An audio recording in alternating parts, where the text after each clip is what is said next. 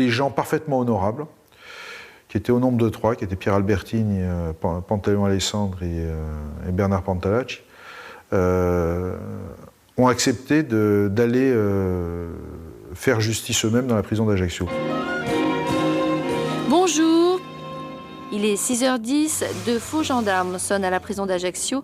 Avec eux, 3 hommes armés, habillés en gendarmes, ont pénétré dans la prison d'Ajaccio en prenant 2 gardiens en otage. L'alerte est rapidement donnée par un surveillant qui se trouvait à l'intérieur de la prison et les forces de police encerclent le bâtiment. On prend les gardiens et à partir du moment où on a les gardiens, on a les clés de toute la prison. Hein. Et ça doit durer 8 minutes, hein, donc il faut faire très très vite. Ça doit durer 8 minutes. En fait, on attend plus d'un quart d'heure, mais pendant un quart d'heure encore, il n'y a pas de problème. Hein. C'est passé le quart d'heure finalement où l'alerte finit par être donnée et que la police arrive et que les autres ne réagissent pas. Les hommes de Broussard arrivent devant la prison. C'est là qu'ils arrêtent 2 individus, 2 militants du FLNC placés en couverture, Georges Moretti, Jean Vesperini. J'ai installé un petit PC là, aux abords même de la prison. Et puis on a pu intercepter à l'extérieur 2 types qui attendaient dans une camionnette avec des armes, plus qu'ils n'ont renfalé. Ça s'est pas passé comme on voulait, quoi. On avait fait le choix plutôt de se laisser arrêter plutôt que de rentrer dans un bain de sang, quoi, parce qu'il y a pas mal de flics dehors. C'était visiblement un petit commando qui était là en appui de ceux qui devaient normalement ressortir, mais comme les forces de police sont intervenues très rapidement, les types ont été bloqués à l'intérieur de la prison. Les 5 membres de ce commando ne sont pas des inconnus. Certains d'entre eux ont la réputation d'être parfaitement durs et déterminés. Ainsi, Pantaleon Alessandri, 30 ans, a déjà été condamné à 13 ans de prison dans une affaire de sabotage d'émetteurs de télévision. Il était aussi entré en contact avec les Palestiniens du FAT. 5 hommes, donc, qui ont été capables de lancer à la fois un défi au milieu et, il faut bien le dire aussi, à Robert Broussard. Après négociation, tractation et tout ce qu'on veut, en direct avec les types, j'ai pu, au bout de, je sais pas, peut-être une demi-heure, 1 heure, 1 heure et demie, obtenir la reddition des 3 types. On attend les médias pour que ça se passe devant tout le monde, notre reddition. C'était par rapport à l'assassinat de Mesrine par Broussard.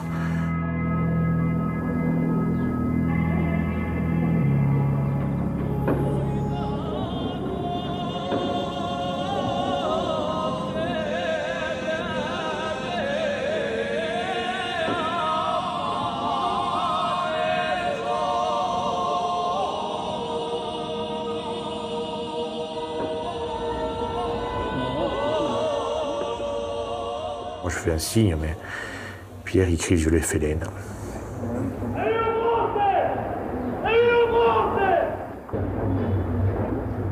Un moment après, bien sûr, on rentre dans la prison pour voir les otages, comment ça s'était passé. Et c'est là qu'on s'aperçoit qu'il y a 2 morts.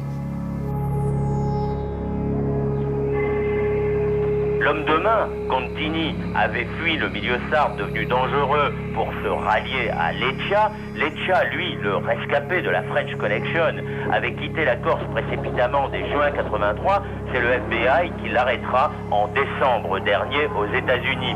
À ces 2 hommes, hier matin, le commando n'a posé aucune question. Il était venu pour commémorer dans le sang la disparition d'Orsoni.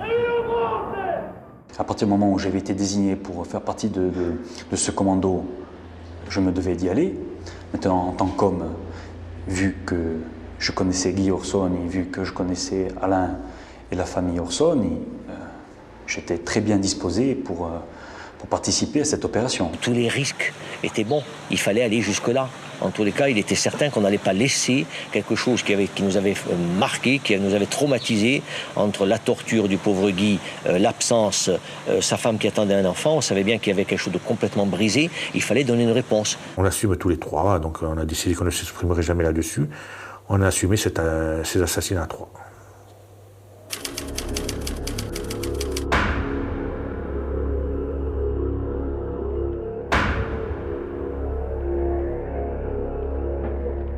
Il faut reconnaître qu'il y a quand même une certaine forme de courage, un sens de responsabilité, de l'honneur également. Bon, il faut le reconnaître.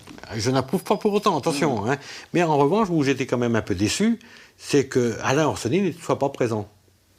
J'avais dû venir, j'aurais été. C'est le plus grand regret de ma vie de ne pas y avoir été. Vous voulez que je vous dise tout là? Mon grand regret, c'est de ne pas avoir été dans la prison. Voilà. Parce que j'aurais bien aimé personnellement m'occuper de Salvatore Conti et Jean-Marc Collet. Bon, ça n'a pas été le cas. Je le regrette profondément. C'est une opération politique, la prison, qui a été décidée par la direction du Front, qui a été menée par la direction du Front, et je pense que c'est pour des raisons politiques qu'on n'a pas voulu qu'elle frère. Pour justement pas donner de dimension familiale à l'affaire, mais lui donner essentiellement une dimension politique. Ceux qui ont fait la prison d'Ajaccio nous ont donné le meilleur des gilets pare-balles. Après ça, il fallait vraiment prendre des risques pour s'attaquer à nous. Parce qu'on savait très bien que le Front irait chercher les coupables n'importe où. Moi, je me rappelle de discussions que nous avions quand nous avions 25 ou 26 ans, à l'époque de 76, ces années-là, les années de rêve, où nous avions des discussions où on pensait qu'on pouvait arriver à la libération nationale de la Corse par le biais de la violence, avec la violence, mais sans tuer, sans jamais tuer.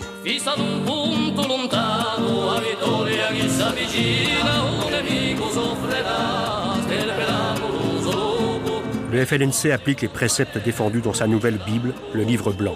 Il lui faut mettre en place ce que l'organisation appelle la lutte de masse. Les premiers syndicats nationalistes vont voir le jour.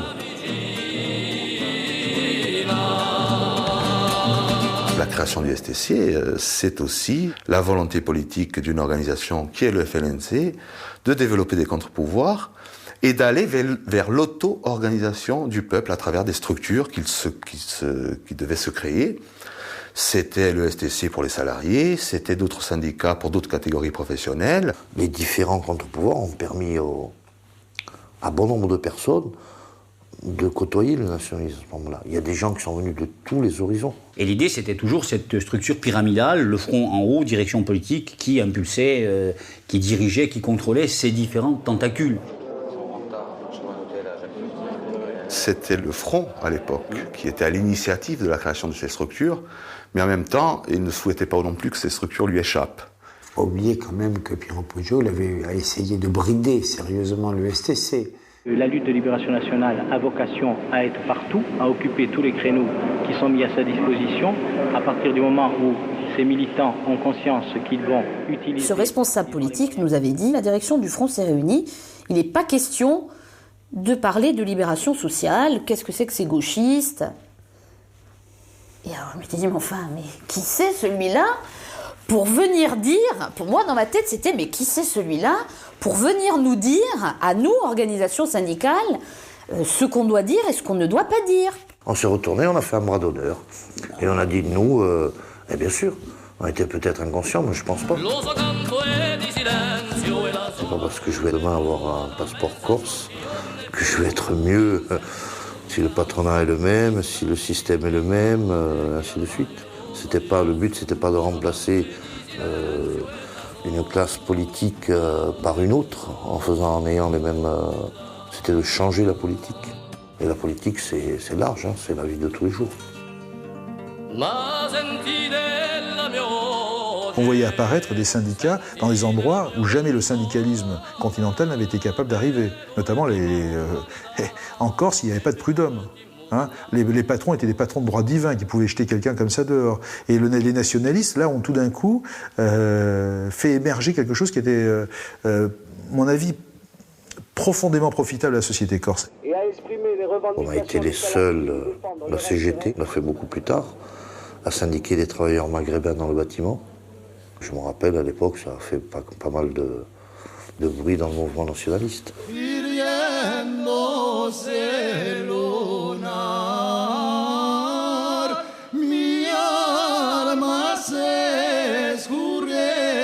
Le FLNC a revendiqué le meurtre des 2 Tunisiens. Il l'a justifié par le lancement d'une grande campagne anti-drogue qu'il serait en train de mener sur l'île de Beauté.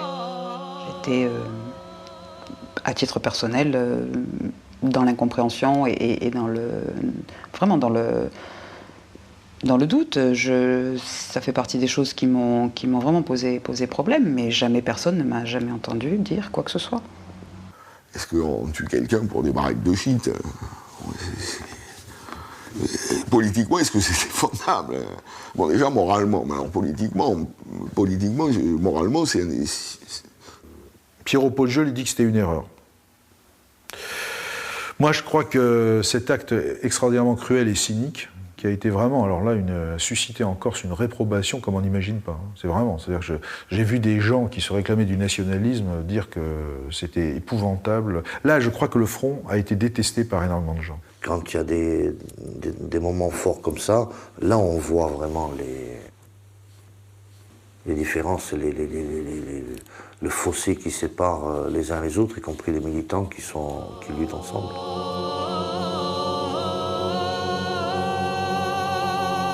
C'est un dérapage grave. Et le FLN a fait ensuite son mea culpa. Piero Poggioli en personne, selon son bouquin, est obligé d'accueillir les familles des victimes pour leur présenter des excuses. Ce qui est rarissime en Corse. Hein. Je ne connais pas cette démarche. Ce que je sais, c'est que cette action répondait à des préoccupations très électoralistes sur Ajaccio.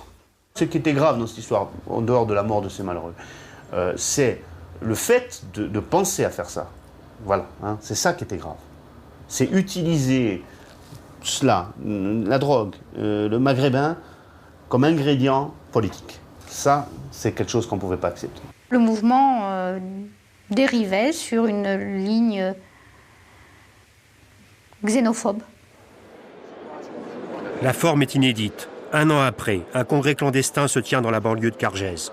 Une centaine de militants encagoulés décident alors un changement de politique notable, adoptant le principe de communauté de destin.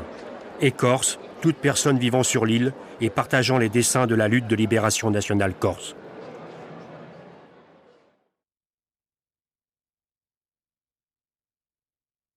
Le terrorisme s'arrêtera le jour où vous aurez décidé qu'il doit s'arrêter. Pour cette première cohabitation sous la 5e, le Premier ministre a choisi de nommer M. Charles Pasqua ministre de l'Intérieur. Ce Corse d'origine semble enclin à mener une politique très ferme de rétablissement rapide de l'état de droit sur l'île. C'est l'homme du sac, des CDR, donc automatiquement danger. Et on s'en aperçoit très vite. La peur a changé de camp. Elle est désormais chez les truands et chez les terroristes. La peur. Nous n'accepterons jamais qu'une minorité tente par la force, le racket, la violence, l'explosion, l'assassinat, d'imposer sa loi. Oui, parce que c'est... Je pense que c'est peut-être le type le plus négatif que la Corse ait jamais connu.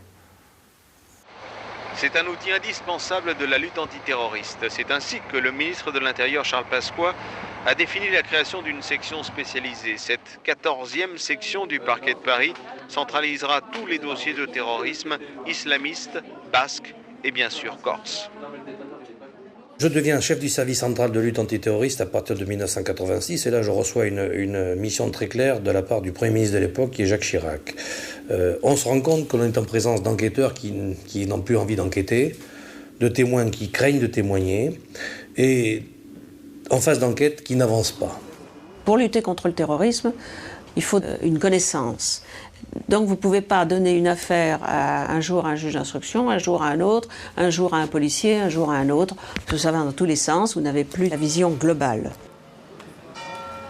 Je vais faire une tournée des popotes dans les gendarmeries, les commissariats, je vais rencontrer les témoins dans ces affaires criminelles et je vais leur tenir le discours suivant.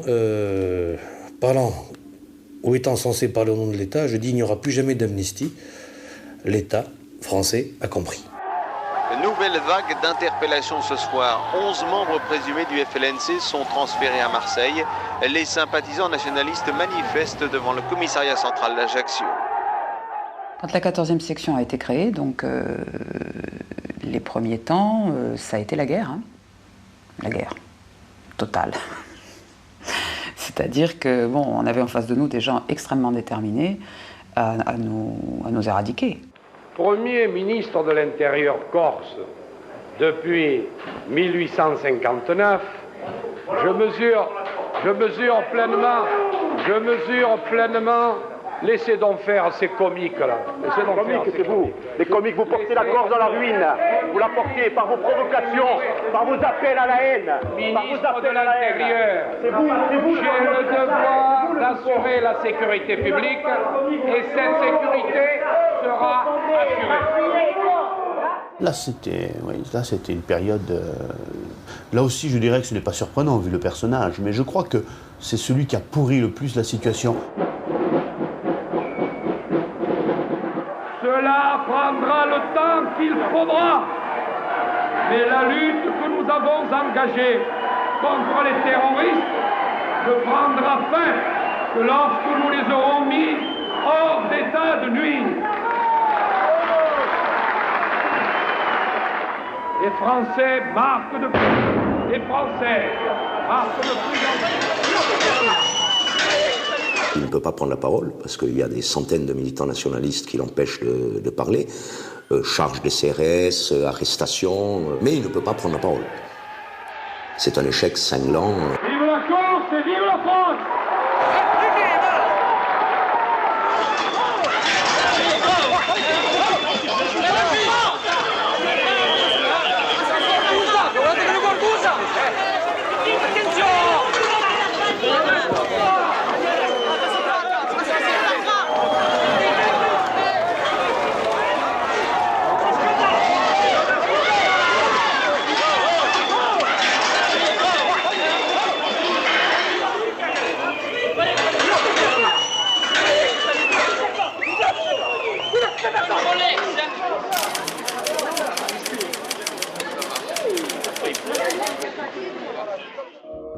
Après l'assassinat de 2 gendarmes, le ministère de l'Intérieur utilise l'appel à témoins.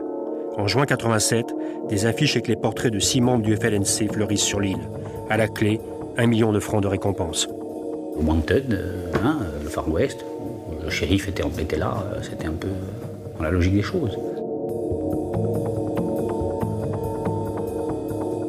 Des gens qui, politiquement, à ce moment-là, je ne dis pas n'existaient pas, mais ne pesaient pas vraiment, se sont retrouvés dans une situation où ils ont eu un pouvoir d'influence qui s'est vu accru. Et ça a été le cas de certains de ces militants, et qu'on a retrouvé d'ailleurs par la suite, y compris à des postes de responsables.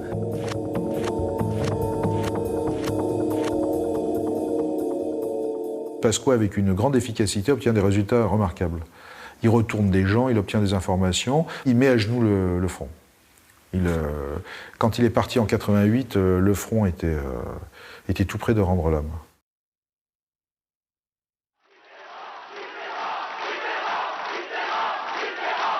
Après la réélection de François Mitterrand et la nomination de Michel Rocard à Matignon, c'est Pierre Joxe qui occupera la fonction de ministre de l'Intérieur.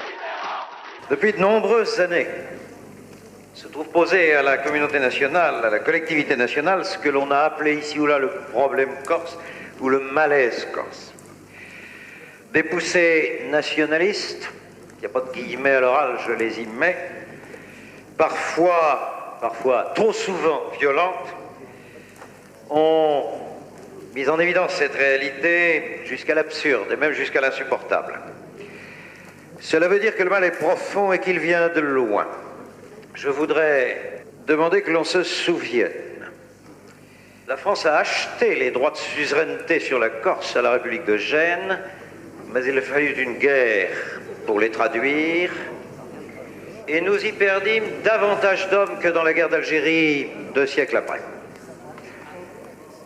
Pendant que nous construisions sous la Troisième République notre démocratie locale, nos conseils généraux, nos libertés communales, la Corse était sous gouvernement militaire. Je me souviens également qu'en 1962, quand les premières centaines de terres mises en vente au profit de la paysannerie corse par le Comsomivac furent réservées à raison de 90% à nos compatriotes de retour d'Algérie, en effet en déshérence. Il aurait mieux valu avoir une autre répartition entre la Corse et le continent de cette charge du rapatriement de nos compatriotes d'Afrique du Nord. Et nous avons porté là, à la Corse, un coup dont vous savez qu'elle n'est pas encore tout à fait remise. Moi, le discours de Rocard, Premier ministre à l'Assemblée nationale, je ne m'y attendais pas, j'étais assis devant ma télévision. Heureusement que j'étais assis, parce que vraiment, j'ai dit ce qui vient d'être prononcé par un Premier ministre de la France en fonction, c'est un pas de géant. Dans la gestion Et peut-être, on y a tous cru, peut-être là, oui, vraiment, on va vers une solution. Il y avait le contexte calédonien, il y avait plein de choses qui nous faisaient penser que, bon, peut-être, la politique française s'infléchissait de manière différente et qu'il y avait là opportunité. L'art de faire la paix consiste, c'est vrai partout, c'était tout le problème du Moyen-Orient aussi, consiste à faire disparaître les raisons de scandale qu'une jeunesse trouve dans les conditions de vie, d'exploitation et de domination qu'elle subit de son propre peuple. Les îles européennes, en particulier celles de la Méditerranée occidentale, sont en effet toutes dotées de statuts particuliers et bénéficient pour la plupart d'un régime d'autonomie interne à valeur constitutionnelle. Pierre Joxe demande à rencontrer directement les clandestins du FLNC. Le Front mandate 2 émissaires. Les 2 négociateurs montent à Paris pour le premier rendez-vous secret. Joxe, un jour, nous l'avons rencontré à sa demande dans Paris. Je précise, toujours entièrement mandaté par le Front. Nous avons rendez-vous à 20h, il me semble, aux Invalides, en face l'écart d'Air France. À l'heure dite, une grosse voiture arrive, se gare juste en face, fait un appel de phare, nous traversons et nous montons dedans. Nous nous dirigeons vers un bâtiment que mon ami reconnaît comme étant, entre guillemets, la piscine. Nous montons dans les étages et nous sommes reçus par le ministre. Et là, j'ai l'impression, et ce n'est pas qu'une impression, je pense que la clandestinité, pour moi, c'est terminé. Là, il y a eu une réelle opportunité de dialogue, avec un homme qui avait réellement compris, à notre avis, la portée, la dimension du problème, et avec une ambiance qui nous laissait penser qu'on allait peut-être déboucher sur une solution. Le plus, en 89, c'était le préalable intangible, d'abord la libération des prisonniers. C'est aussi un enjeu de négociation, ça. Et plus la négociation est intense et l'engagement ferme et sous mesure, parce qu'une amnistie, c'est une loi, c'est pas un accord qui la décide. Donc on a toujours, entre le moment de la signature d'un accord et le moment où on la vote, la loi, quelques semaines de travail parlementaire ou quelques mois. C'est le temps pour la partie signataire de l'accord avec le gouvernement de la République de donner des signes forts. Si vous voulez, l'amnistie, ça c'est le pouvoir de l'exécutif et du législatif. On n'a pas interféré, nous autres magistrats, dedans, mais je dis qu'à chaque fois, ça fait beaucoup de mal. Ça s'est fait assez rapidement, finalement. En moins d'une année, tout le monde a été libéré, et la loi d'amnistie est intervenue entre-temps.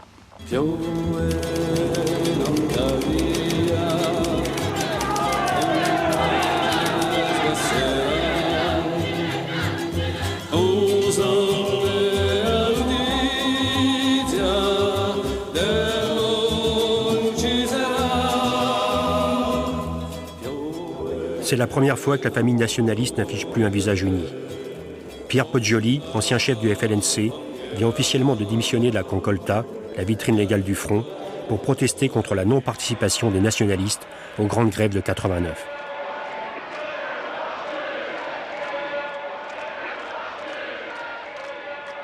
On lui reproche de ne pas avoir respecté la trêve des attentats, condition exigée par le gouvernement pour obtenir l'amnistie. Selon les responsables du FLNC, Pierre Poggioli avait peur de perdre son pouvoir avec le retour en Corse des prisonniers libérés. Ça a été les grandes grèves. La raison pour laquelle, effectivement, Piero Poggioli et un certain nombre de militants, très minoritaires à l'époque d'ailleurs, ont quitté le mouvement et ont fondé l'ANC. Sur cette préoccupation sociale, je pense qu'il y en a d'autres. Poggioli, manifestement, veut garder la mainmise sur les structures clandestines qu'il avait établies à l'occasion de l'incarcération des autres. Il voyait d'un assez mauvais œil que les autres soient libérés et qu'ils reprennent leur place. Piero considérait que les détenus, ça n'avait pas d'importance, qu'il ne fallait pas négocier l'amnistie des détenus, qu'il fallait se cantonner à la négociation politique, et que l'amnistie en découlerait ou n'en découlerait pas, mais que peu importe. D'aucuns vont jusqu'à dire qu'en pleine période de trêve, ils n'hésitent pas à la remettre en cause. C'est-à-dire qu'il y a décision de ne pas faire d'action, et qu'il y a un certain nombre d'actions qui sont menées. Alors ensuite, il a dit « je suis parti », c'est pas vrai. Il a été exclu. Je suis mal placé pour en parler, puisque on est liés par nos femmes.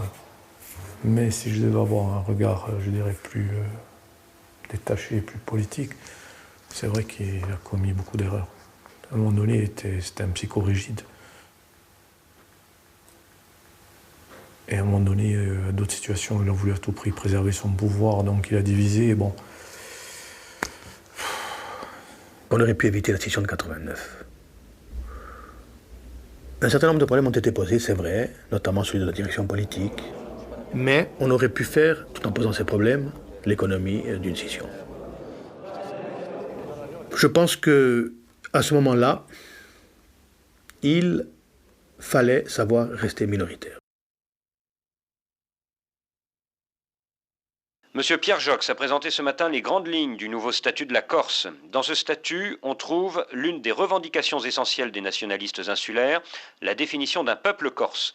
Au-delà du symbole, il y a aussi la redéfinition d'un corps électoral. 50 000 faux électeurs auraient déjà été radiés des listes. Devant les modifications apportées au texte du statut Jox, et notamment l'abandon du terme peuple corse, les militants clandestins du FLNC ont rompu la trêve qu'ils observaient depuis de longs mois. Le texte de revendication des attentats parle, avec la fin du peuple corse, de trahison de la parole donnée. Derrière la violence, vous défendez une cause. Et vous êtes dans la noblesse pure et dure. Le compromis, c'est toujours un peu boiteux. Et on peut toujours dire qu'un compromis, c'est une traîtrise par rapport à une cause initiale. Toujours. Notre souci, c'était pas de dire si on peut être indépendant. Parce qu'à très franchement parler, il y a un certain nombre d'entre nous, l'indépendance, moi par exemple, l'indépendance, je veux dire, je ne vous ferai pas une dépression, mais ceci, c'est pas pour ça que ça me paraît la solution idéale. Dans le contexte du monde aujourd'hui, de l'Europe, la Corse indépendante, sa flotte, son armée, son drapeau et sa monnaie, ça me paraît pas obligatoirement très réaliste. Donc on se serait contenté très largement, à l'époque, je veux dire à ce moment-là, d'une autonomie de style Catalogne.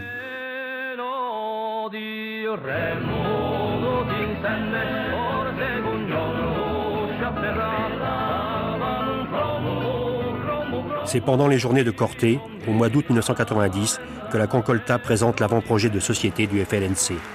Sa rédaction a mis en évidence de sérieuses divergences internes.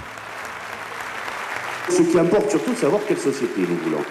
Et quelle est la Corse de demain, à un moment où la construction européenne nous voue à être une zone spécialisée dans le tourisme et à brader tous les autres secteurs de notre économie. Débat sur l'Europe, débat sur l'économie de marché, débat sur le tiers-mondisme, débat sur les relations internationales, débat sur l'ouverture de la culture, débat sur le type d'action et d'attentat, débat sur la direction politico-militaire. Il a bien fallu un jour poser les problèmes de fond. Et quand on les a posés, c'est là que sont nées les véritables difficultés. Le débat, c'est la primauté au FLNC, à la direction politique au FLNC, ou la primauté à l'organisation publique. Abandonner la sacro-sainte direction politico-militaire, là c'était dur. Peut-être que certains, je vais être bêtement méchant, n'existaient que par ça.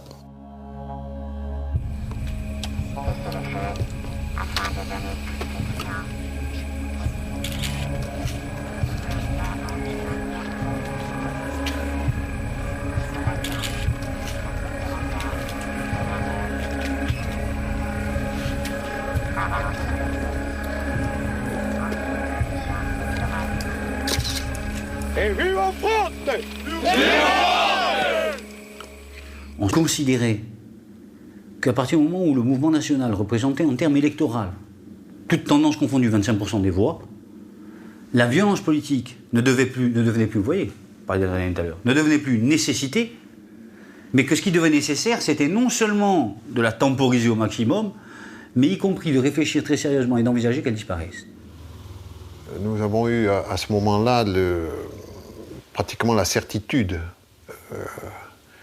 que ceux qui tenaient ce discours avaient utilisé de l'argent à des fins personnelles. Alain Orsoni est mis en cause dans une affaire de racket. C'est cette histoire qui va déclencher les hostilités.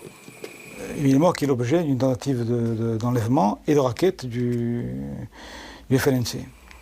La famille Mock aurait remis à des proches d'Alain Orsoni ou à Alain Orsoni lui-même une certaine somme.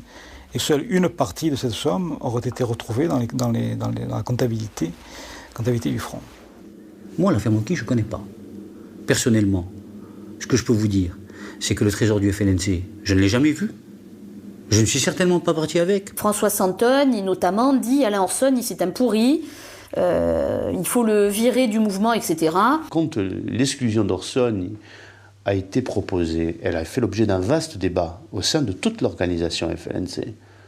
Il y a eu un vote en majorité pour refuser cette exclusion.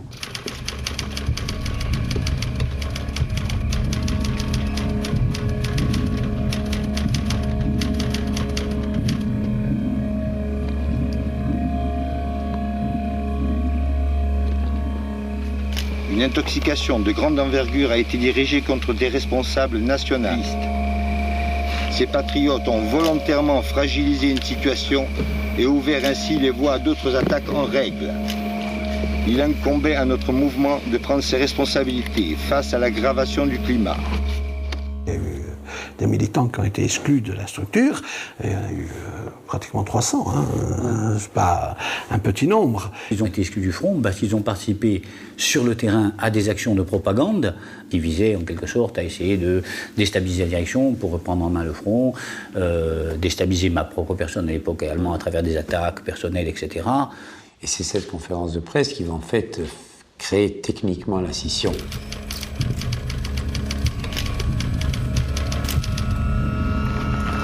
Notre action est un des remparts à l'implantation des démarches politico-mafieuses. La révolution faite par quelques-uns n'est qu'une prise de pouvoir, un coup d'État.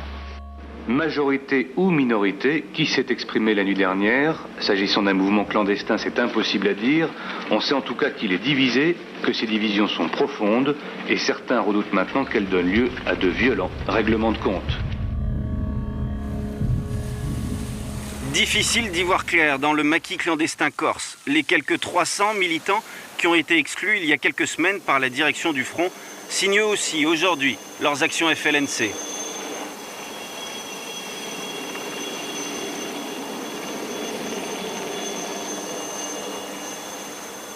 Quand les autres voudront faire authentifier leur communiqué, ils seront rejetés. Parce que j'ai les clés qui permettent de renouveler les authentifications, je les renouvelle au fur et à mesure. Le FLNC officiel a gardé son canal, donc est devenu habituel, et ceux qui étaient minoritaires sont partis et ont repris un vieux canal dit historique, un canal vieux de 10 ans. Jusqu'à la scission, le code du canal habituel était 84-1-4, c'est-à-dire l'anniversaire de la mort d'Étienne Cardi. Le FLNC Canal Historique ne rassemble pas les militants historiques. L'appellation Canal Historique lui a été donnée par la presse parce que le FLNC a repris un vieux canal, un vieux code, pour authentifier ses communiqués. Le FLNC Canal Habituel, lui, a continué d'utiliser le code habituel. Le canal habituel entendait en fait et surtout se repositionner politiquement. Armé du FLNC historique pour cette conférence. Le FLNC canal habituel a voulu marquer une rupture. La conférence du FLNC historique a été... Le canal habituel a réitéré son habituel. Ce sont deux FLNC maintenant qui occupent la scène violente sur l'île. D'un côté, ceux que l'on nomme les habituels, les cadres du mouvement, et de l'autre, les historiques, la base militante du front et une petite partie des cadres.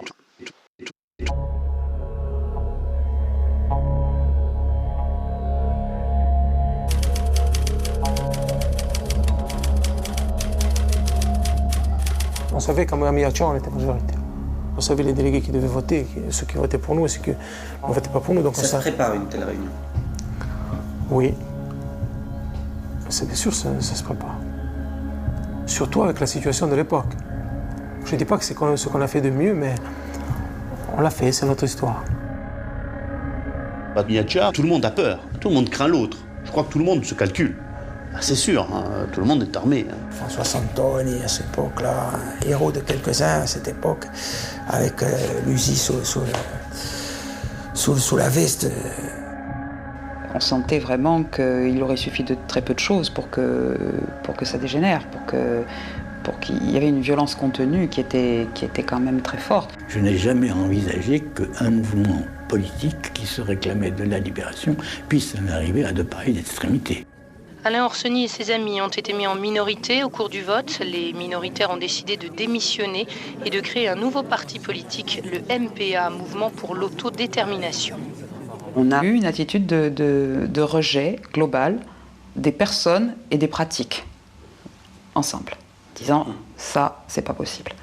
Il y a eu un défaut de démocratie dans le mouvement nationaliste. C'est-à-dire que les décisions ont été prises en petit comité, à quelques-uns, et après on faisait entériner ce qui avait été décidé par un petit nombre au plus grand nombre. Donc ceux qui étaient à l'écart se sentaient exclus. Contrairement, je dirais, à la première scission avec Poggioli et la création de l'ANC, là le mouvement se casse en deux.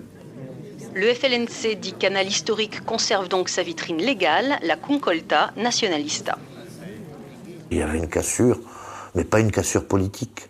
C'est pas des gens qui avaient souhaité en gros de droite ou de gauche qui sont partis dans un sens-là. C'est pas vrai, ça c'est faux ça. On sent tous qu'on est en période de prise de pouvoir. Il y a des territoriales en 92. Et là, les hommes sont ceux qui sont. C'est-à-dire qu'il y a les ambitions des uns et des autres. Ces débats politiques ont servi, je crois, aussi de paravent à d'autres conflits qui étaient des conflits personnels entre des dirigeants ou entre des militants qui souhaitaient s'approprier une parcelle de pouvoir.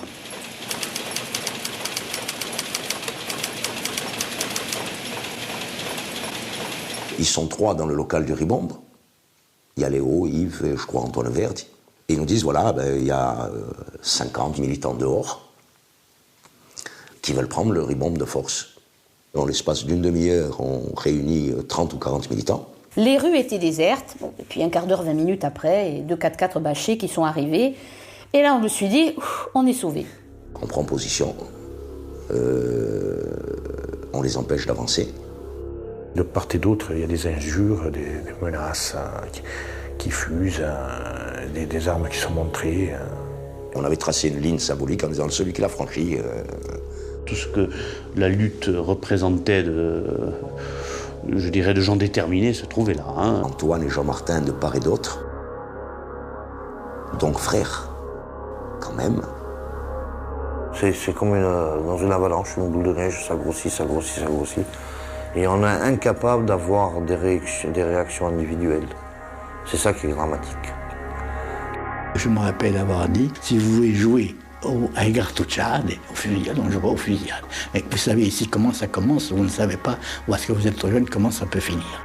Il y avait 80 personnes armées.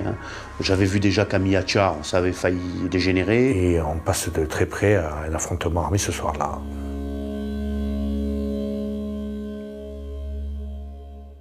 J'ai très mal vécu. C'est une des raisons pour laquelle je suis parti la tête basse du mouvement. Moi, j'ai compris qu'il y avait des haines très fortes, des haines d'hommes qui s'étaient développées ce soir-là, et il y avait des humiliations aussi, et que ça n'allait pas en rester là, c'était clair.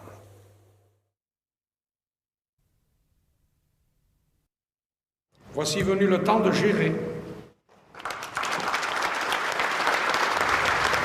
Charles Pasqua retrouve la place Beauvau. Le Premier ministre, Édouard Balladur, vient de le nommer ministre de l'Intérieur. Il était déjà titulaire du poste de 1986 à 1988. Voilà un an qu'ont eu lieu les premières élections territoriales corses. Le MPA, le Mouvement pour l'autodétermination, s'affichait autour d'Alain Orsoni. La liste d'union, Corsica Nation, menée par Edmond Simeoni et initiée par la Concolta, a obtenu 9 sièges, le MPA 4. En mars 1992, un électeur corse sur 4 a voté nationaliste.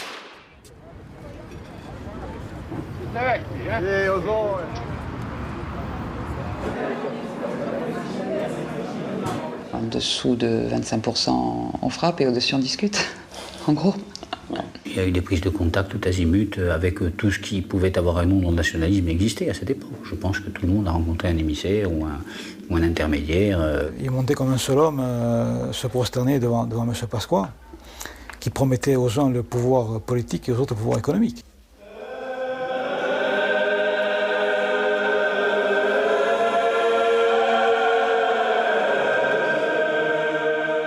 On savait qu'il y avait des négociations avec Pasqua, avec l'appareil d'État, et on se disait, mais nom d'un chien, s'ils sont capables d'abattre un militant pour montrer qu'ils sont les plus forts, mais demain, tous les gens qui ne sont pas d'accord avec eux peuvent être menacés. Robert Sozzi, militant du FLNC Canal Historique, a été abattu par ses frères d'armes. C'est le meurtre de trop. C'est pas le premier meurtre, malheureusement, mais le pas qui a été franchi, c'est pas le meurtre, c'est la revendication. Placés en état de légitime défense, nous avons procédé à 3 reprises à l'élimination d'individus dont l'intention ferme et arrêtée était de porter atteinte à l'intégrité physique de plusieurs de nos militants. Ensuite, le secrétaire général de la Concolte, qui était à l'époque Vincent Stagnard, a expliqué qu'il y avait une légitime défense préventive. C'était une notion juridique qu'on ne connaissait pas. C'est décevant.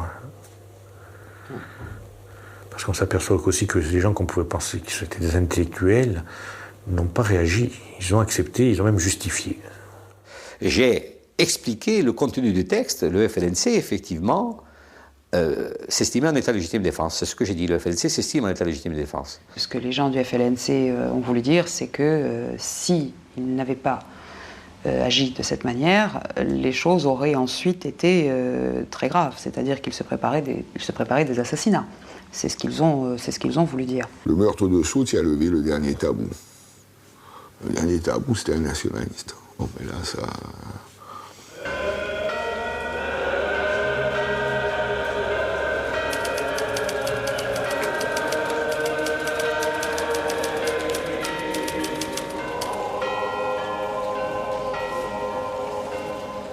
On a pu penser que l'on avait atteint le comble de l'abjection avec l'assassinat de Robert Soult. Aujourd'hui, nous le disons clairement, les mêmes responsables de cette ignominie viennent de perdre leur âme en assassinant un militant nationaliste connu pour son dévouement et son intégrité, Franco Muzzi. Le FLNC déclare qu'Alain Orson est un chef mafieux.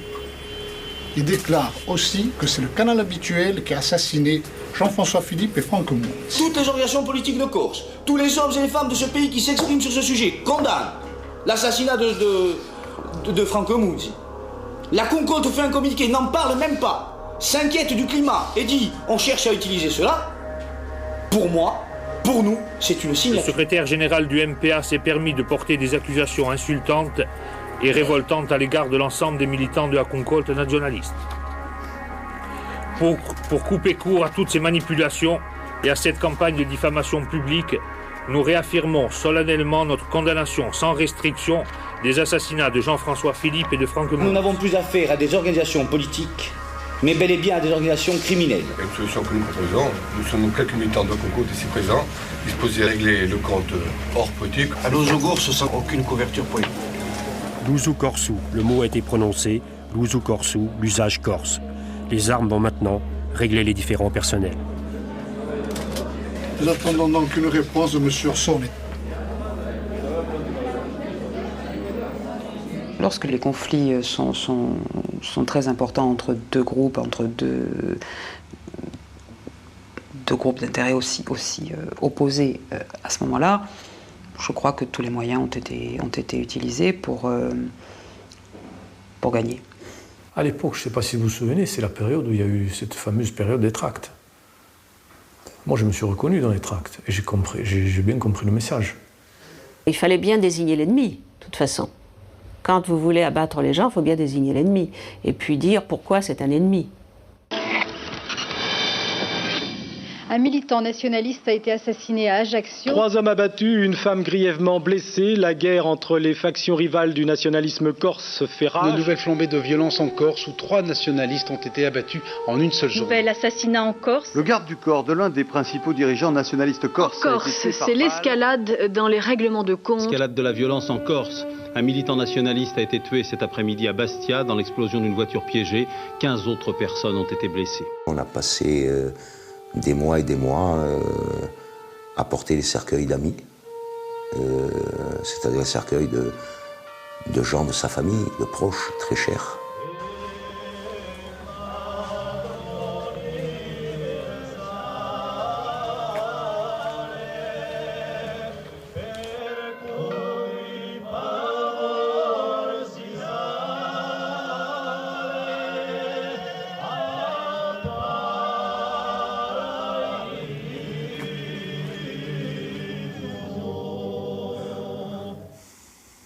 Non, je vais essayer d'être complètement honnête. On le vit avec beaucoup de haine. Je voulais dire qu'on le vit comme un drame, c'est pas vrai. C'est pas vrai. Moi, j'ai pas eu ce sentiment-là.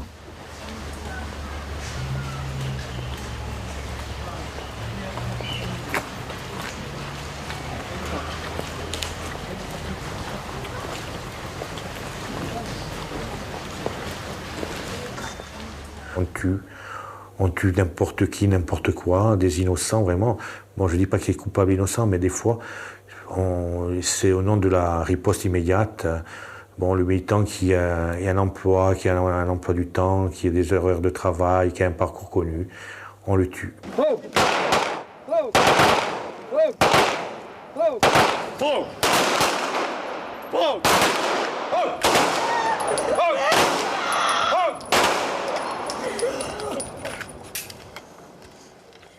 Mon frère, c'était quelqu'un de la Concorde. Et peut-être il fallait tuer quelqu'un de la Concorde le jour, mais c'était la logique dans laquelle nous étions enfermés à ce moment-là. On est sorti de la raison et on est dans la folie meurtrière là, qui est alors vraiment classique de notre comportement. Je préfère, comment dirais-je, je préfère aller au bout que perdre la face. C'est pas mon genre. J'ai pas été élevé comme ça. Il y avait une espèce de peur généralisée. Tout le monde avait peur. Vous rasez les murs. Parce que c'est ce qui reste à faire, c'est de raser les murs. Pendant un bon moment, il n'y a plus rien eu de politique. C'était des bandes. On est passé d'un sommet, le FLNC, projet de société, réunion publique avec des milliers de personnes, à un affrontement généralisé en quelques mois.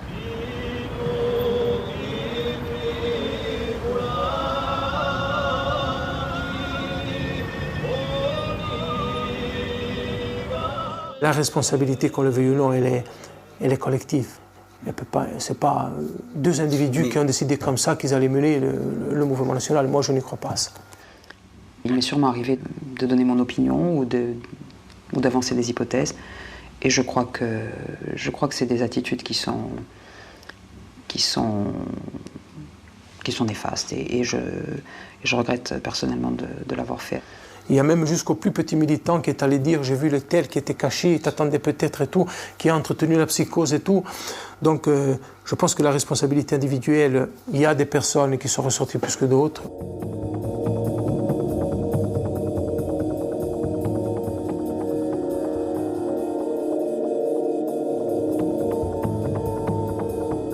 C'est quelqu'un qui avait montré sa sincérité, son engagement, sa détermination. C'était quelqu'un qui, pour moi, était un militant sincère.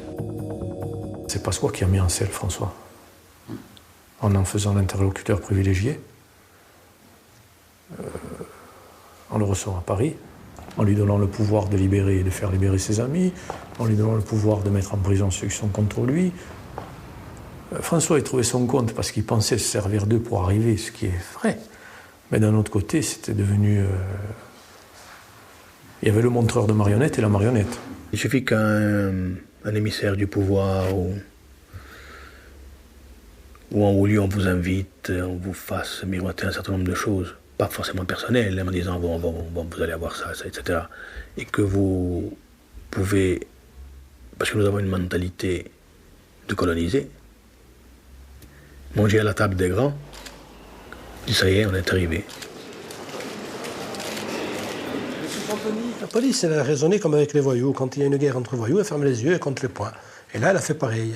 Les gens qui sont encore antinationalistes et pour des raisons diverses devraient ériger une statue à Charles Pasqua. Parce que Charles Pasqua, c'est le seul ministre de l'Intérieur qui est parvenu à se débarrasser des nationalistes. Arriver à l'issue de 2 ans et demi de guerre nationaliste sans avoir jamais arrêté un assassin, là je dois dire que c'est très fort. Souvent, dans un règlement de compte, malheureusement, l'affaire d'après résout celle d'avant. Mais elle ne la résout pas judiciairement. Ou bien on explique qu'il y a des sociétés qui sont parfaitement impénétrables et c'est pas la peine de mettre 2 fois plus de gendarmes et de policiers, on n'essaie plus rien, on dit la Corse c'est comme ça, ou bien quand même on essaie de faire des choses, et moi je remarque une chose, c'est que les policiers corses sont des policiers remarquables. Simplement le problème c'est qu'ils ont été tout le temps découragés par les intrusions de la politique en permanence. On leur disait il ne faut pas arrêter un tel parce qu'ils discutent avec le pouvoir en ce moment. Les rapports parlementaires, au moins le sénatorial, a dit que les politiques avaient gêné énormément l'action de la police. Mais c'était indéniable. Personnellement, en tous les cas, je n'ai jamais eu d'intervention politique. Je ne crois pas savoir que mes collègues en aient eu. Non, vous savez, la solution consiste d'abord à ne pas arrêter des gens. Parce que nous, justice, nous sommes saisis d'une affaire que dès l'instant où les gens sont arrêtés.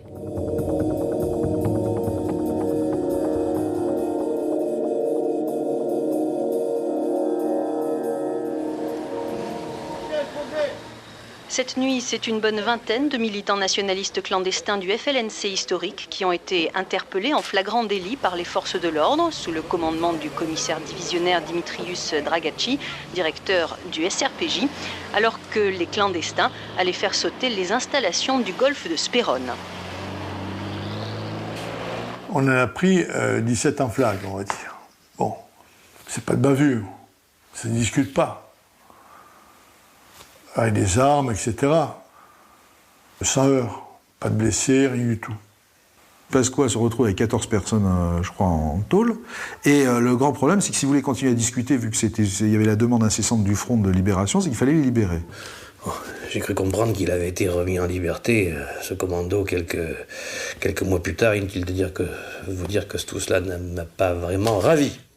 Il y a eu, si vous voulez, des quantités de problèmes dans l'affaire Spérone, à commencer par des problèmes de procédure, si vous voulez, dans l'interpellation de ces gens. Ça s'est fait un petit peu dans la pagaille. Hein. Enfin, si quand on prend les gens en flagrant délit, en plus avec des armes, il n'y a pas de charge, on ne voit pas quand est-ce qu'il y en aurait. Bon, et en 9 mois, tout a été liquidé.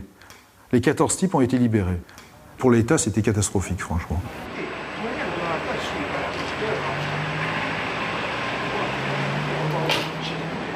Quand on est en discussion et qu'on décide à un moment donné de libérer un tel ou un tel, tout le monde est dans l'hypocrisie la plus totale. Mais c'est ça qui se passe. Mais avec des acteurs conscients. Donc, si vous voulez, tout le monde joue un jeu de rôle. Quand on fait partie d'une juridiction comme la 14e section, il est assez hypocrite de vouloir soutenir qu'on ait des juges indépendants. 14 ans de carrière, vous n'avez jamais eu un coup de fil d'un cabinet du ministre de la Justice? Jamais.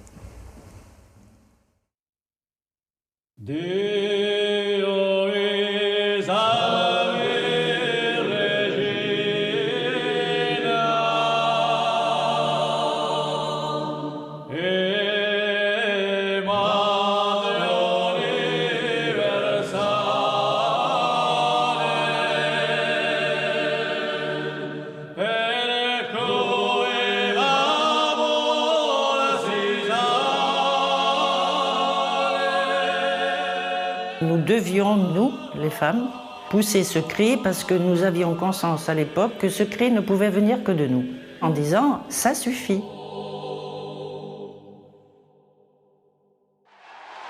Mes chers compatriotes, vous avez décidé de me confier la plus haute charge de l'État. C'est Jean-Louis Debré qui a été nommé place Beauvau au ministère de l'Intérieur. Il remplace Charles Pasqua. 6 mois après l'arrivée de Jean-Louis Debré au ministère de l'Intérieur, le FLNC Canal Historique organise la plus impressionnante conférence de presse de son histoire. L'ombre du gouvernement se dessine derrière les cagoules et les armes. 600 hommes en tenue de combat, armés et cagoulés. Une conférence de presse clandestine a donné le ton quelques heures avant l'arrivée de Jean-Louis Debré sur le sol corse, le ministre de l'Intérieur, qui dément toute tractation avec les autonomistes. Nos envoyés spéciaux en Corse, Michel Fine et Didier Rancoeur. C'est une démonstration de force. Ces lance-roquettes américains, ces fusils mitrailleurs, cet étalage d'armement militaire sont là pour le prouver. Le nombre des militants, 5 à 600 rassemblés clandestinement dans le maquis, vise là aussi à impressionner. C'est la conférence de presse la plus importante jamais organisée par le FLNC. Elle est signée Canal Historique. À quelques heures de l'arrivée de Jean-Louis Debré, alors qu'on parle de négociations, ce déploiement de force n'est pas innocent. Cette fois pourtant, le FLNC est là pour annoncer un signe d'apaisement, la trêve des attentats. Celle-ci se traduira dans un premier temps par une suspension de toutes opérations militaires pour une durée de 3 mois. Le message est clair. Les militaires se taisent, ils laissent les politiques entamer d'éventuelles négociations. Bon, tout le monde sait que on ne peut pas déplacer 400 ou 500 personnes, même s'il n'était pas tout à fait 600, comme ça, presque en plein jour, ou en soirée, dans toute la Corse, sans que quelque part il y ait des yeux fermés au niveau de l'appareil étatique. Il est évident que la police, on savait que qu'une réunion clandestine allait se tenir pour annoncer une trêve. Il y a 600 personnes, avec une certaine démonstration de force pour montrer que le gouvernement, lorsqu'il s'engage avec une organisation clandestine, il s'engage avec un interlocuteur de poids.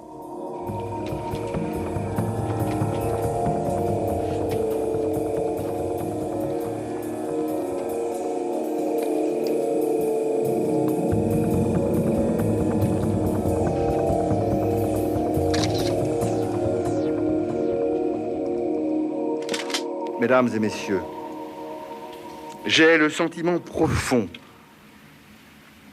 qu'aujourd'hui, c'est peut-être ouvert, même s'il est fragile, l'espace nécessaire à la discussion et au dialogue.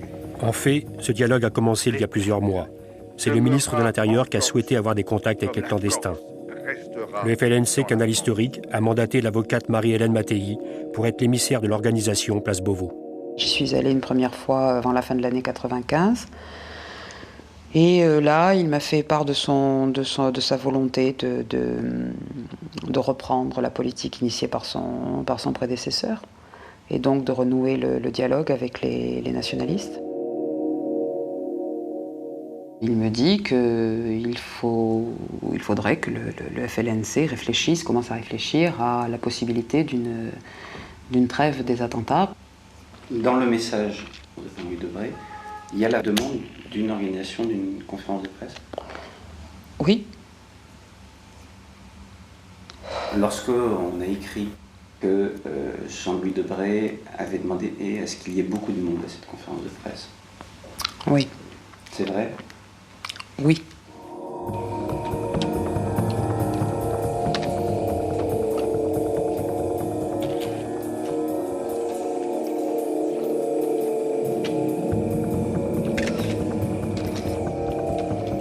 Eric Travanca est assez étonnant. Disons que dans un état de droit, ça fait partie des spectacles qui peuvent parfois choquer. Cette image qui aurait dû être une image de sérénité, en disant voilà, on va se prononcer pour une trêve, on va peut-être à terme déposer les armes, voilà nos revendications, donc vraiment quelque chose qui va dans le bon sens, et bien cela est perçu, mais à l'opposé. Le résultat a été minable, c'est-à-dire que le gouvernement s'est retrouvé à l'époque complice de ce qu'il faut bien appeler un événement extrêmement violent qui était la manifestation de Tralon, où un certain nombre de gens agitaient des mitrailleuses, etc. Enfin tout ça, c'était l'exemple même de ce qu'il ne faut pas faire. Et je trouve que là, Debré a montré la pleine mesure de ses capacités intellectuelles et morales. Là, il était très bon. C'est maintenant Matignon et Alain Juppé qui reprennent la gestion directe du dossier corse. Jean-Louis Debré étant accusé à l'intérieur même du gouvernement de s'être compromis dans les négociations avec les clandestins. Ce revirement dans la gestion gouvernementale est dû également à l'attentat contre la mairie de Bordeaux, attentat revendiqué par le FLNC historique. Le gouvernement est déterminé à combattre ce terrorisme-là. Notre détermination à mener cette politique est d'autant plus forte que l'immense majorité de nos concitoyens corses l'approuvent. Je l'ai vu moi-même lorsque j'y suis allé au mois de juillet, sont attachés à la République et à la France. Nous ne laisserons donc pas une poignée d'irréductibles entraver le processus que nous avons engagé, qui est un processus de solidarité, de générosité légitime vis-à-vis de la Corse et en même temps de rétablissement de l'autorité de l'État. Il y a eu une rupture de politique et François s'est retrouvé en prison, instantanément. Ils n'avaient qu'à soulever n'importe quelle affaire pour l'accrocher, quoi. Marie-Hélène Mattei a été interpellée ce matin à l'aéroport de Bastia et dans la foulée, surprise, c'est son compagnon François Santoni, lui-même, qui se constitue prisonnier. Condamné à 4 mois de prison ferme pour port illégal d'armes à feu, il déclare aujourd'hui vouloir purger sa peine. Et voilà comment on se retrouve en prison. Alors, vous aviez Santoni débarrassé, Mattei débarrassé, Rossi débarrassé. François Santoni faisait l'objet par ailleurs d'un avis de recherche après l'attentat du golfe de Sperone.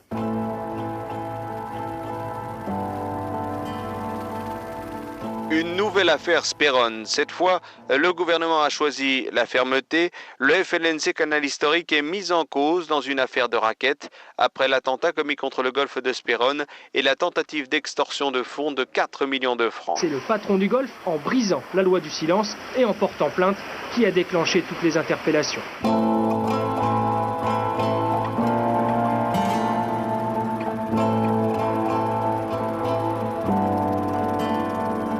Dans Ribombe, à un moment donné, il y avait la pub pour le golfe d'Ousperon. Apparemment, à l'époque, ça allait bien. Et puis il y a une scission. Tout d'un coup, on se met à plastiquer le golfe d'Ousperon. C'est pas pour des questions idéologiques. Cette génération n'a pas échappé aux dérives affairistes. La trace de quelques-uns de ses éminents représentants se retrouve dans des liens avec le milieu de l'extrême sud de l'île, ou encore avec ce qui est appelé sur l'île la brise de mer, une bande de malfaiteurs qui régnerait en maître sur l'économie de la Haute-Corse. Ces flirts entre voyoucratie et responsables politiques ont terni l'image du nationalisme corse.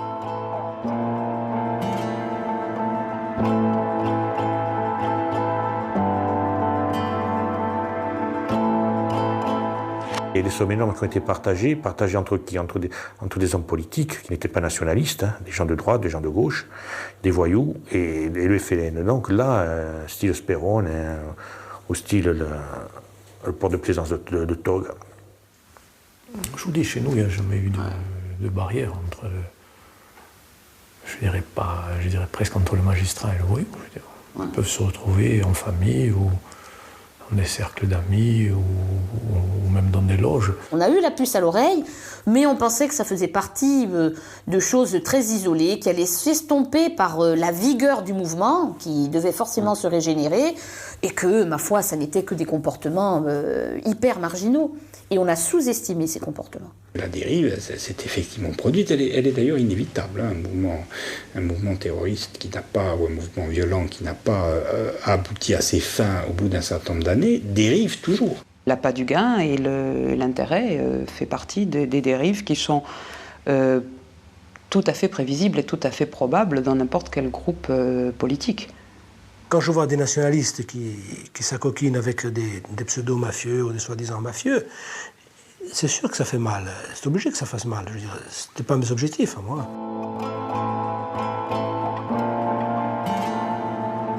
La brise de mer, c'est un phénomène paramafieux. S'il y a une mafia demain en Corse, ça viendra d'eux. C'est des gens qui disposent d'un pouvoir économique qui est réel. Alors il faut savoir que la Corse a toujours été habituée à se diriger vers celui qui nourrissait, hein, vers la main nourricière. Donc la main nourricière ne sera plus l'État demain. Si ce n'est pas l'industrie et une forme d'économie légale, ce sera la forme d'économie souterraine.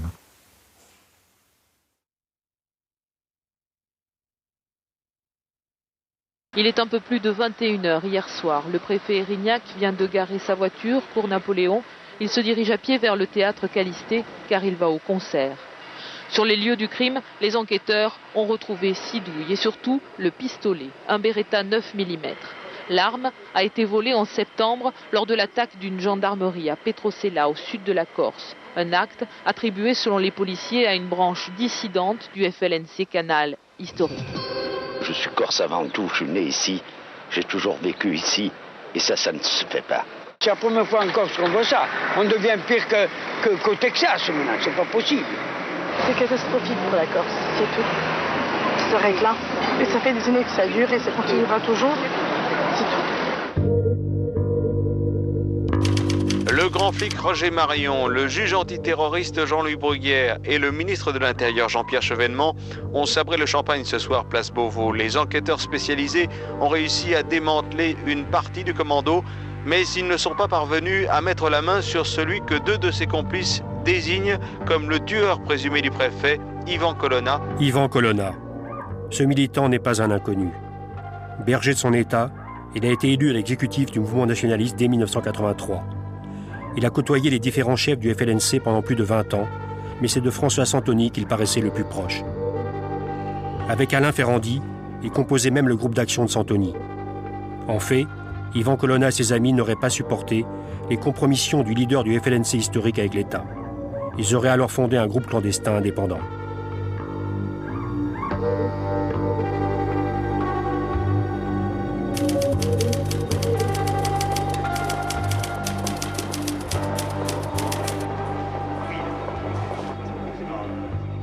Je pèse mes mots, après l'assassinat de M. Irignac, la politique qui a été menée par l'État en Corse a été lamentable et inacceptable. Moi, je l'ai vécu, donc, puisque pour avoir été arrêté par la DNAT, ils ont commencé par arrêter des nationalistes, ensuite tous les nationalistes, ensuite autour des nationalistes, et ensuite de plus en plus large. L'assassinat du préfet Irignac, c'était quand même pas une petite chose. C'est quelque chose de très important. Bon.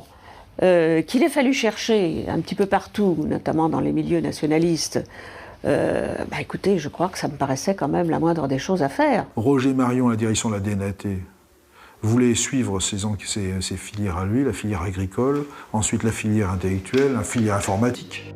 Pointés du doigt dans les textes de revendication de l'assassinat du préfet Irignac, les agriculteurs Mathieu Filidori, militant aguerri, fondateur du FLNC, et Marcel Lorenzoni, militants historiques, anciens parachutistes, ont été appréhendés par la Division nationale antiterroriste, la DNAT.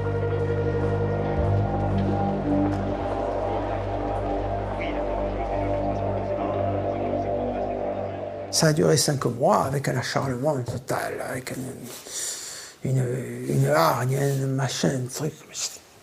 C'est incroyable, incroyable. Et s'il ne faut pas prendre des pistes avant d'être sûr qu'elles soient bonnes et qu'elles vont aboutir, à ce moment-là, on ne fera plus rien. On ne travaille pas sur le terrorisme comme on travaille sur le droit commun.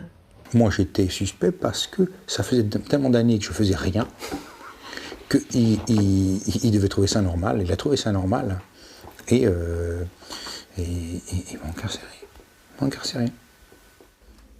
L'état de droit, c'est pas n'importe quoi, c'est pas la chose sorcière, c'est le contraire de la police. C'est un état dans lequel l'État s'impose à lui-même des limites.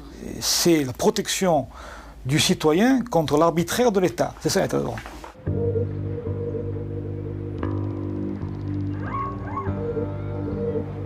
Le commando a finalement été arrêté grâce à l'analyse des appels de téléphone portable émis autour du lieu du crime. Les données informatiques des communications, c'est saisi par mon service, dans la nuit. À partir de l'heure de l'assassinat, il n'y a qu'à faire le tour et de identifier. On a mis 15 mois pour le faire, c'était suspendu après mon départ.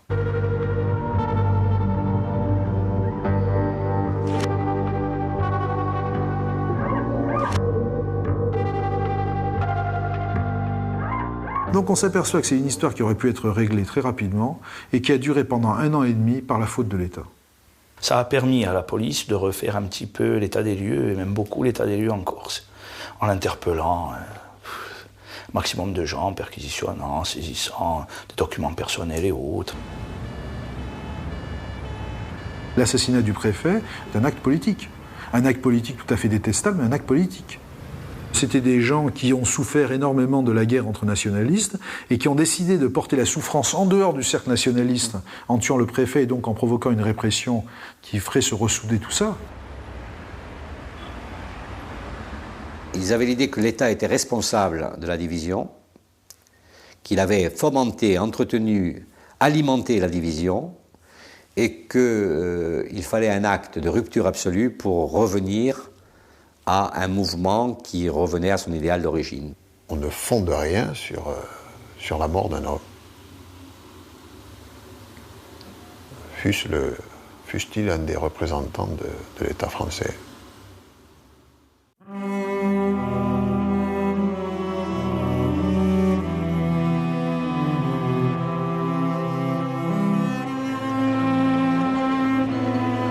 C'est donc bien presque toute la famille nationaliste qui est invitée aujourd'hui, 4 septembre 1999, à se rassembler à Migliacciaro, à l'appel du comité du Fumorbu, la même où il y a 9 ans, elle éclatait en différentes factions, seul manquant à l'appel François Santoni et ses amis d'Armata Corsa.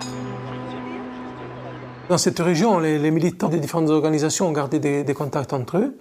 Donc ils lancent l'initiative de cette réunion publique. Le comité nationaliste du Fumo regroupe l'ensemble des nationalistes. Ça m'a fait bizarre de voir des gens à 1 mètre de moi, avec qui on avait failli se tirer dessus plusieurs fois.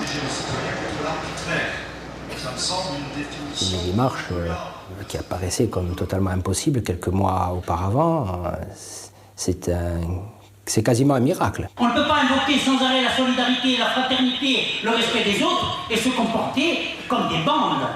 Le sentiment national doit transcender les factions, les sigles, les moments, les élections, les personnalités. Pour moi, c'était dur parce que j'ai perdu un frère. Ça aussi, je ne peux pas l'oublier. Et en même temps, il fallait bouger, il fallait sortir de... Bon, et là, je leur ai dit que même le soir de l'assassinat de mon frère, je n'avais jamais désespéré du mouvement national. Je crois que c'est ces mots qui ont mis sur les rails toute la démarche du comité du Fumo. Les organisations du mouvement national sous-signé s'engagent solennellement et irrévocablement à bannir tout rapport de force violent entre nationalistes, et ce, en toutes circonstances.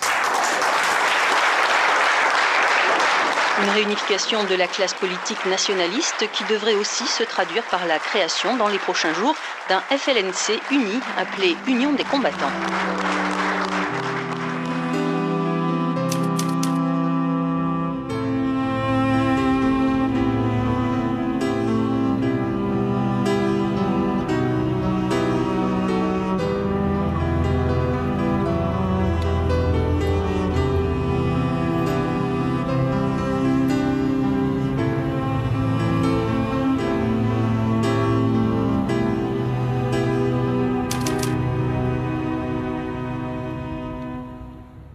Si on n'avait pas utilisé la violence, il n'y aurait pas d'université. Si on n'avait pas utilisé la violence, on aurait un littoral qui serait complètement bétonné, etc., etc. Si on n'avait pas utilisé la violence, on peut discuter sur l'utilisation de la langue. On a peut-être fait une erreur là, de trop politiser l'utilisation de la langue. Parce que la langue appartient à tous les Corses et à tout, et même à ceux qui étaient contre nos idées. On a réappris notre histoire, on a fait en sorte que cette histoire revive et qu'elle soit transmise aux générations futures, ce qui n'était pas le cas pour nous. À l'école, on n'apprenait pas l'histoire de Corse. Ma fille a appris l'histoire de la Corse. Ce mouvement identitaire qui a épousé des formes tiers-mondistes à son départ, qui a ensuite pris des formes de plus en plus populistes pour arriver au surréalisme actuel, ce mouvement, non seulement n'a pas empêché les dérives actuelles qui vont vers une société de plus en plus mafieuse en Corse, mais il a créé les conditions d'une légitimation de ce comportement. Qu'est-ce qu'on peut dire à un enfant qui a perdu son père, à une mère qui a perdu son fils, à une femme qui a perdu son mari? Qu'est-ce qu'on peut dire à un enfant en bas âge à la question « Pourquoi papa est mort ?» Si on peut me donner une réponse à ça, il faudra bien la donner, la réponse, parce qu'un enfant, il a besoin d'une réponse. Et cette réponse-là, je crains que ce ne soit rien. Mort pour rien. Si j'avais 20 ans aujourd'hui et ne sachant pas ce que je sais, je serais militant clandestin. C'est clair. C'est clair, parce que il n'y a rien qui a changé. En 30 ans, il n'y a rien qui a changé. Comment voulez-vous qu'une nation indépendante au XVIIIe siècle, ayant quand même eu une certaine aura dans l'Europe des Lumières, puisse être ravalé au rang de 2 vulgaires départements. C'est ça le problème. Et si demain il y a une décentralisation à la française, comment voulez-vous qu'on puisse s'en satisfaire? Un peuple aussi petit que le nôtre, aussi asservi, qui a subi un tel laminage humain et culturel et économique, et qui a quand même démontré une très forte capacité de lutte, ne peut pas finir comme ça. Et c'est pour ça que, bon, malgré tout, malgré l'amertume, malgré la déception, je pense qu'il y aura un renouveau du peuple corse. Ce n'est pas possible autrement. Et qui a una nazione corsa comparable.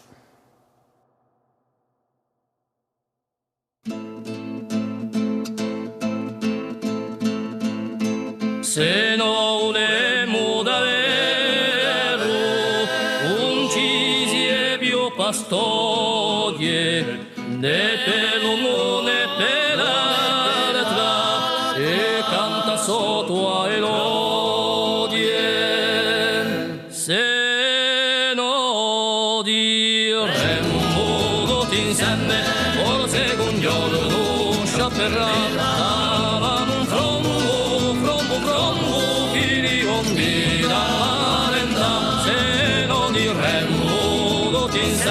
forse un giorno sciapperà un crombo come un cantore